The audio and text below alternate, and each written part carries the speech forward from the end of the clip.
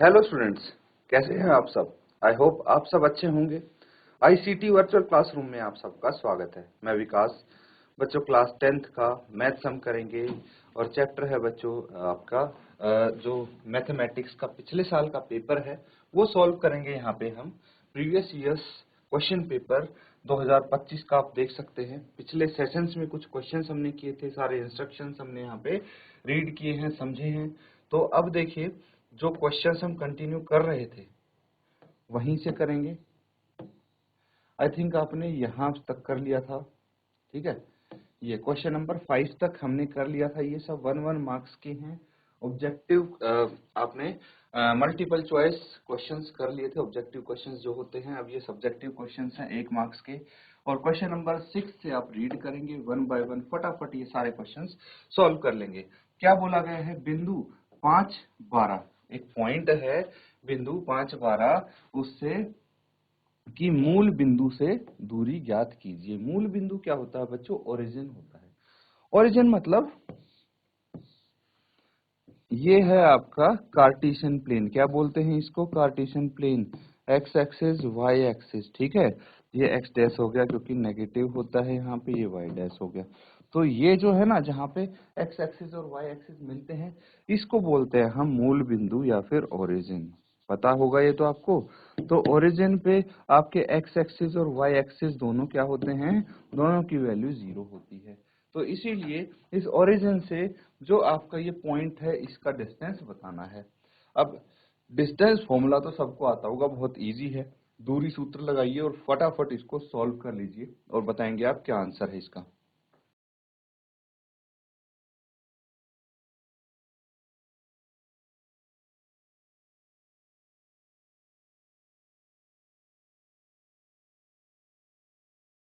ठीक है बच्चों, चलिए इसको सॉल्व कर लेते हैं अब हम। ठीक है, क्वेश्चन नंबर 6। क्वेश्चन 6 है,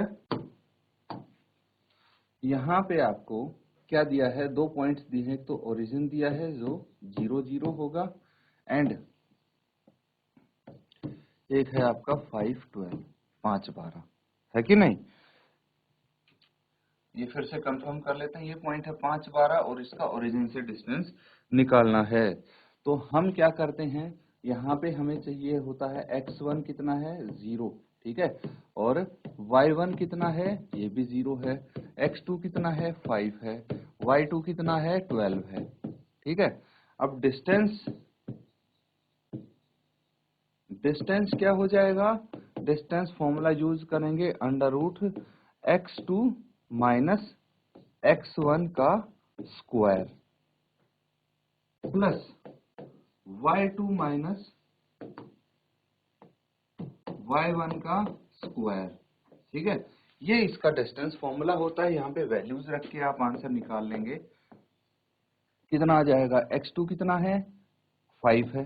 5 माइनस 0 का स्क्वायर प्लस 12 माइनस 0 का स्क्वायर। ये बहुत छोटे क्वेश्चंस होते हैं बच्चों, इसीलिए इसमें ज्यादा समय नहीं लगेगा आपको। तो ये हो गया 5 का स्क्वायर प्लस 12 का स्क्वायर, और ये आ जाएगा √25 प्लस 144, मतलब √169, दैट इज 13। कितना आ गया? 13 आ गया इनका डिस्टेंस। अब कुछ 13 यूनिट्स आप लिख देंगे, है ना। यूनिट्स भी लिखना जरूरी है। और एक और चीज, क्लोजिंग स्टेटमेंट भी जरूरी है। Therefore the distance the distance between the origin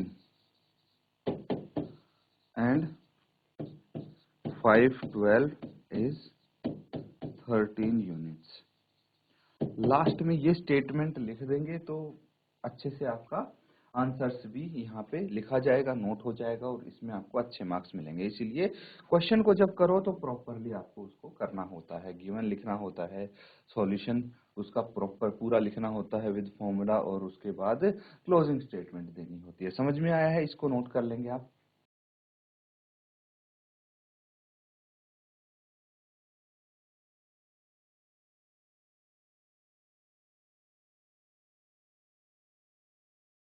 ठीक है, नोट कर लिया सबने। चलिए अब अगला सवाल है, क्वेश्चन नंबर 7 है। त्रिज्या 14 सेंटीमीटर वाले वृत्त का एक चाप केंद्र 90 डिग्री का कोण अंतरित करता है, चाप की लंबाई ज्ञात कीजिए। तो यहाँ पे बोला गया है एक सर्कल है जिसका रेडियस, जिसकी त्रिज्या 14 सेंटीमीटर है और एक आर्क सबटेंड करती है एक एंगल 90 डिग्री का केंद्र पे, सेंटर पे। आपको लेंथ की आर्क बतानी है। बहुत सरल है, दो चीज आपको दी है उनका ध्यान रखना है, रेडियस 14 सेंटीमीटर और एंगल 90 डिग्री। इसको सॉल्व कर लेते हैं, नोट कर लीजिए क्वेश्चन को एक बार।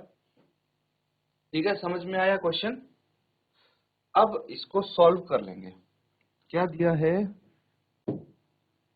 एक सर्कल है, ठीक है, सबसे पहले सर्कल बना लीजिए।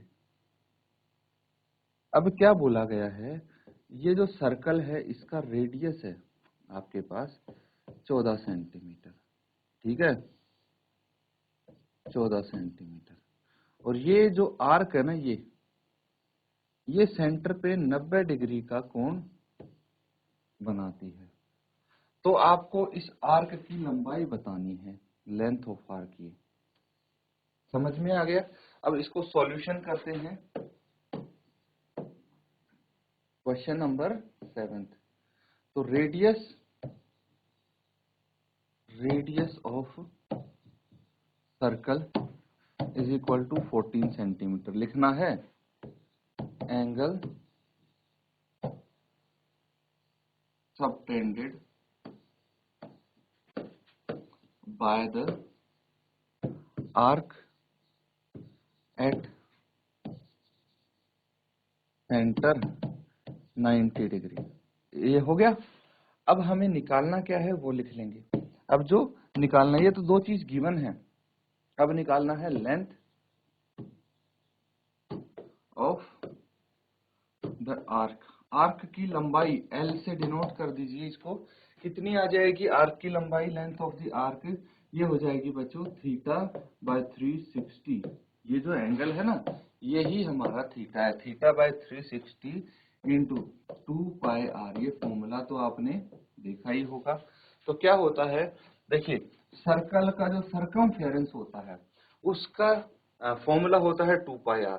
उसको अगर थीटा बटे 360 से मल्टीप्लाई कर देंगे। अब ये थीटा बटे 360 क्या है, क्योंकि ये सर्कल पूरा एंगल 360 का होता है, तो उसमें से ये जो आर्क की लंबाई निकालनी है, ये कितना एंगल बना रही है, वो न्यूमरेटर में हम लिखेंगे तो उतना पार्ट आ जाएगा, है ना, उस पूरे एंगल में से। तो इसको फॉर्मूले में हम वैल्यूज रखेंगे। थीटा बाय 360 है यानी 90 बटे 360 इंटू 2 पाई आर कितना है, 14 है। ठीक है, देखिए इसमें कुछ गिवन तो नहीं है कि पाई आपको ये यूज करना है वो यूज करना है, नहीं। तो आप अपने हिसाब से इसको 22/7 यूज कर सकते हैं। ये आ जाएगा 4, ये आ जाएगा 7 2 जा, और ये आ जाएगा 2 4 जा। तो कितना आ जाएगा यहाँ पे 22 सेंटीमीटर। तो यहाँ पे लिख लेंगे therefore length of the arc is 22 centimetre. Note कर लीजिए इसको।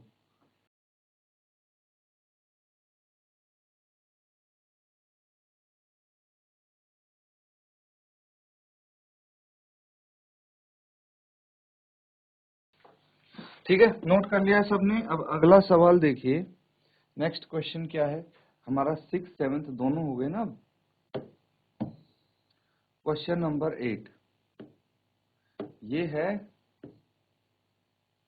Prove that 1 plus 10 square A upon 1 plus cot square A is equal to 10 square A. बहुत सिंपल क्वेश्चन है ये, 1 मार्क्स में दिया है तो जल्दी सॉल्व हो जाएगा, इजी है।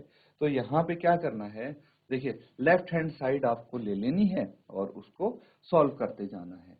तो वहीं पे कर लेते हैं 1 plus 10 square A upon 1 plus cot square A. तो ये है 1 plus 10 square A upon 1 plus cot square A is equal to 10 square A, इसके बराबर हमें इसको प्रूव करना है। तो सबसे पहले लेफ्ट हैंड साइड ले लेंगे, ये हो जाएगा 1 plus 10 square A upon 1 plus cot square ए। अब देखिए फॉर्मूले आपको पता होने चाहिए, तभी कुछ फायदा है, तभी आप अच्छे से कर पाएंगे। Because 1 plus 10 square A is equal to sec square A. याद है identity, 1 plus cot square A क्या होगा, कोसेक स्क्वायर ए। देखिए ये आइडेंटिटीज आपको पता होनी चाहिए, तभी आप कर पाएंगे इसको। अब हमें क्या करना है, वापस से क्वेश्चन पे आ जाते हैं और 1 प्लस 10 स्क्वायर ए की जगह लिख देंगे sec square A divided by cosec square A. ठीक है, अब इसके बाद क्या करना है, सेक स्क्वायर ए। अब देखिए एक चीज और हम यहाँ पे लिख लेंगे आइडेंटिटी, देखिए मैं बार बार आपको बता रहा हूँ, ये आपको पता होनी चाहिए। Because sec A is equal to 1 by cos A होता है ना, sec A is equal to 1 by cos A और cosec A is equal to 1 by sine A होता है। ठीक है, तो बस यहां से हमें अगर पता लग गया तो हम इसकी जगह क्या कर देंगे, सेक ए की जगह 1 बाय कॉस स्क्वायर ए है ना, 1 बाय साइन स्क्वायर ए। तो देखिए हम क्या करते हैं ऐसे केस में, अगर आपके पास हो a by B upon C by D, अगर ये होता है तो बाहर वालों की मल्टीप्लाई करते हैं, d a के साथ मल्टीप्लाई होता है b c के साथ, और ये लिख देते हैं a into D by B into C. इस तरह से आता है, यही चीज यहाँ पे अप्लाई करेंगे। देखिए 1 बाय 1 मैं सारी चीज आपको डिटेल में समझा रहा हूँ, इसका मतलब आपको कोई दिक्कत नहीं आनी चाहिए इसको सॉल्व करने में। तो sine square A is equal to cos square A आ जाएगा, देयरफॉर ये आ जाएगा 10 स्क्वायर ए, है ना, यही तो है right hand side, hence proved. Note कर लीजिए।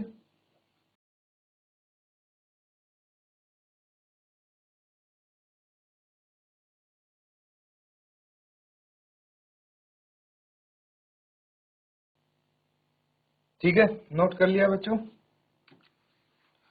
चलिए अब यहाँ पे देखते हैं अगला क्वेश्चन, और ये इसका लास्ट क्वेश्चन है जो 1 मार्क्स के हैं। इसके बाद हम रैंडम क्वेश्चंस करने स्टार्ट करेंगे अगले क्वेश्चन से। एक छात्र की परीक्षा में सफल होने की प्रायिकता 4/5 है। ठीक है, तो सक्सेस की पॉसिबिलिटी कितनी है, 4/5। उसके असफल होने की प्रायिकता ज्ञात कीजिए। तो probability of getting success of a student in examination is 4/5, find the probability of his failure. बहुत सिंपल है।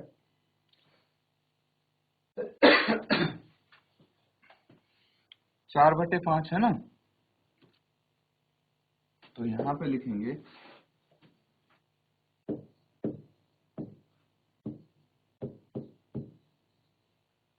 Probability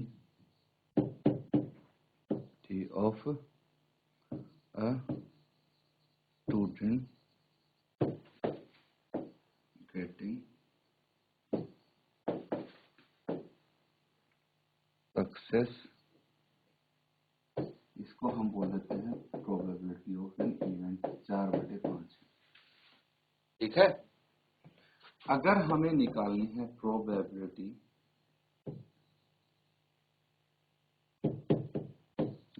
of a student getting failure, ये हो जाएगा पी ई डैश, है ना, पी नोट ई बोल सकते हैं या पी ई डैश। इसको हम कैसे करेंगे, 1 माइनस पी ई।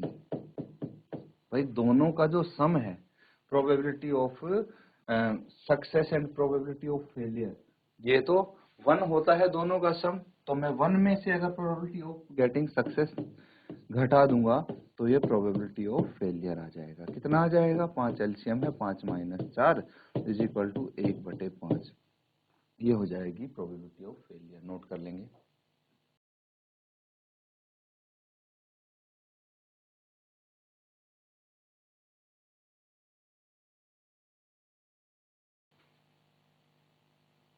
ठीक है, तो नोट कर लिया है।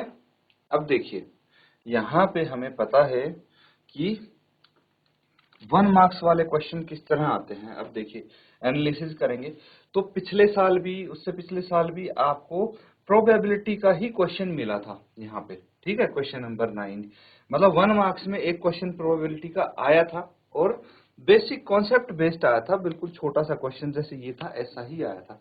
एग्जैक्टली सेम क्वेश्चन नहीं मिलेगा, आपको मिलने के चांसेस कम हैं, लेकिन आपको ये पता होना चाहिए कि अगर आपने बेसिक कॉन्सेप्ट थोड़े अच्छे कर लिए, आपको ये छोटी छोटी चीजें पता हैं जो आपकी एनसीईआरटी बुक में ही दी गई हैं, तो इजीली आप कर लेंगे।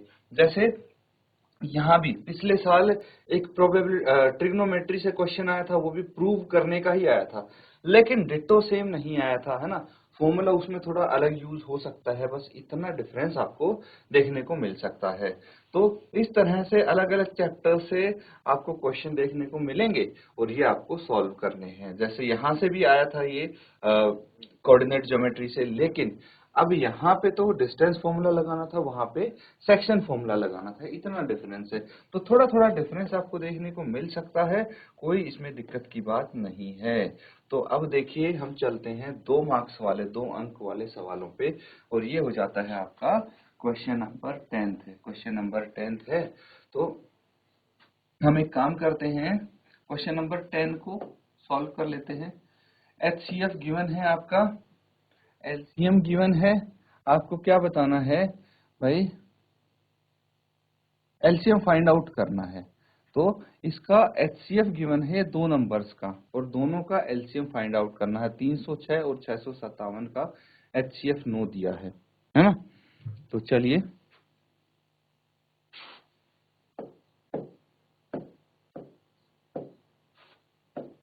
HCF of 306 657 equal to no LCM 306 657, ये हमें नहीं पता है। ठीक है, तो 2 नंबर्स ये हैं। Let 2 numbers be A is equal to 306, B is equal to 657। यही है ना, 306 और 657। ठीक है, वेरी गुड।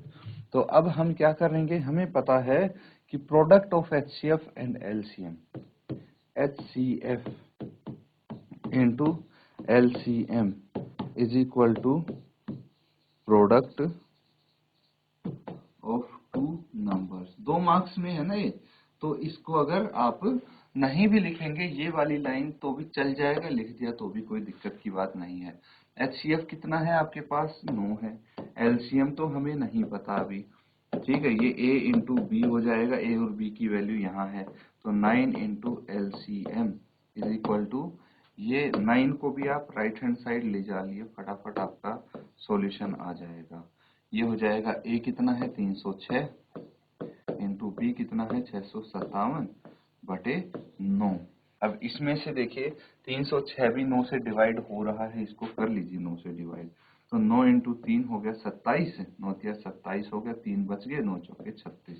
तो 34 से इसको मल्टीप्लाई करना है, आपका आंसर यहाँ पे आ जाएगा 34 इंटू 657, यही करना है आपको। तो 657 है इंटू 34 है। अब 34 का टेबल अगर आता है तो डायरेक्टली आप कर सकते हैं, अदरवाइज 4 इंटू 7 4 सत्ते 28 हो गया, 2 बच गया, 4 इंटू 5 20 और 2 22, फिर से 2 बच गया, 4 इंटू 6 24, 24 और 2 26, ये आ जाएगा। इंटू ये आ गया 3 इंटू 7 3 सत्ते 21, फिर से 2 बच गया, 3 इंटू 5 5 से 15 और 2 17, इस बार 1 बचा है, 3 इंटू 6 18 और 1 19, अब क्या करना है, 8 एज इट इज, तो और एक 3, 7 और 6 13, 7 और 6 13 आ गया, एक बच गया, 9 और 2 11 और 1 12, एक बच गया, तो ये आपका आंसर आ जाएगा यहाँ पे, है ना। तो आप लिख देंगे LCM इज इक्वल टू 22338, ये LCM आ गया है, नोट कर लेंगे इसको।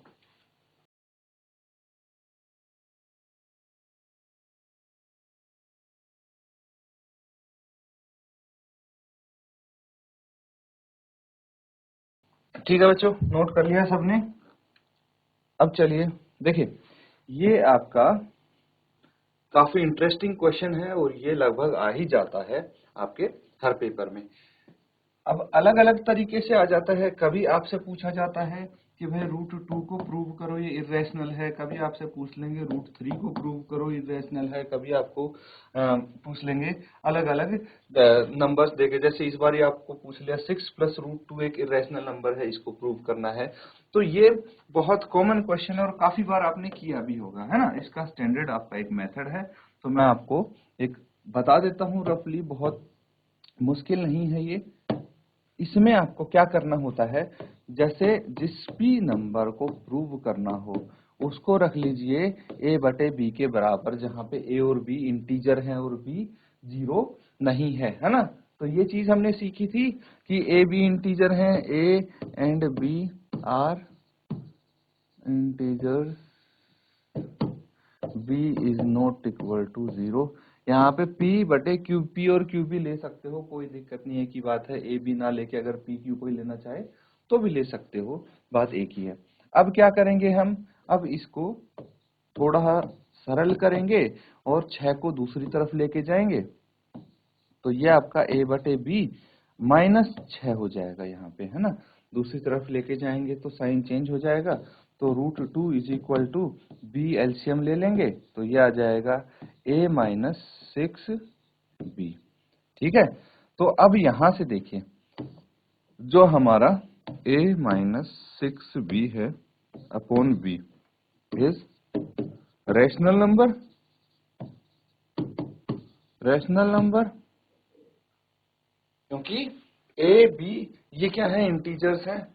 तो बट √2 इज इरेशनल,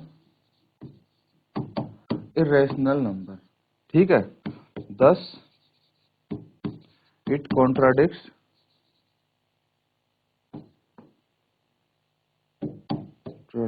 और स्टेटमेंट्स, है ना, स्टेटमेंट, देयरफॉर 6 + √2 इज इरेशनल। इस तरह से आपने प्रूव करके देखे होंगे, ये काफी इजी से क्वेश्चंस हैं, इनको आप आसानी से कर सकते हो, इसलिए मैंने यहीं पे सॉल्व कर दिया है। तो ठीक है बच्चों, हमने 11 तक देखिए क्वेश्चंस कर लिए हैं, अब इनको आप रिवाइज करें। इसी के साथ आज का सेशन एंड करते हैं। Thank you and have a nice day.